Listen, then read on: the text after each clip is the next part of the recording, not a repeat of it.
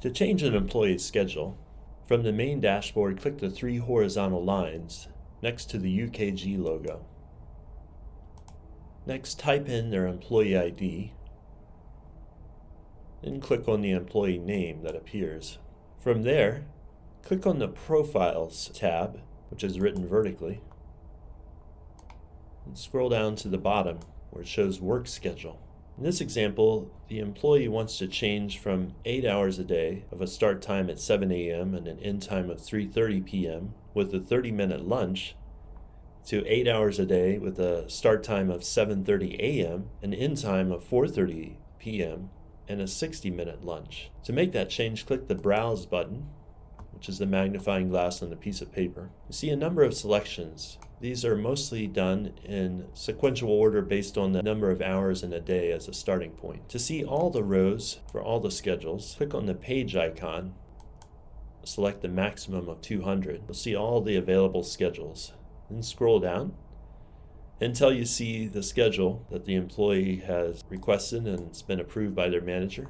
In making this change, there's also a change in lunch length. It went from 30 minutes to 60 minutes. To also reflect that there's been a change in lunch length, there's another area that needs to be addressed. So in their employee profile screen, as you scroll down, and in the cost centers area above the accruals area, you'll see default lunch break.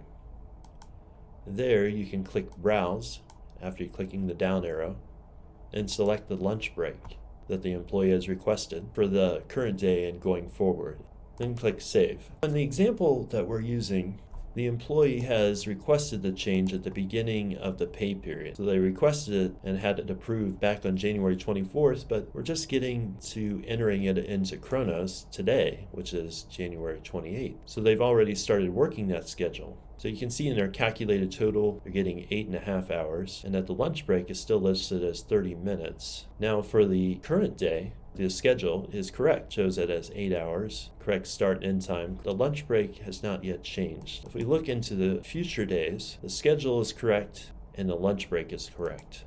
So those won't need changed in the future. But how about changing past schedule entries for a timesheet which has not yet been approved? Well, to do so, click on the schedule link, and then under Shift Type, click the down arrow, then select the schedule that you'd like,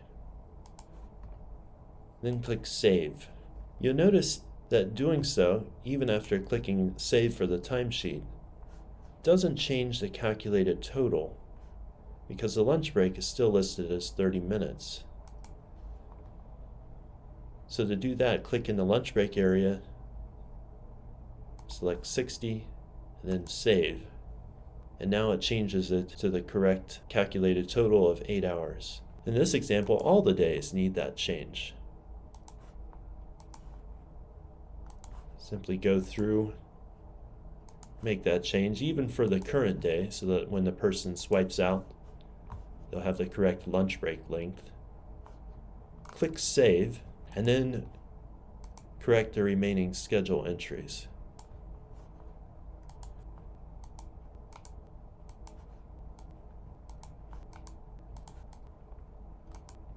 Now after clicking Save, you'll see that for these 4 days, the calculated totals are correct. 8 hours, the lunch break length is what the employee has requested and the manager has approved. And then for future days, the schedule and lunch break length are set going forward based on what we entered in the employee profile.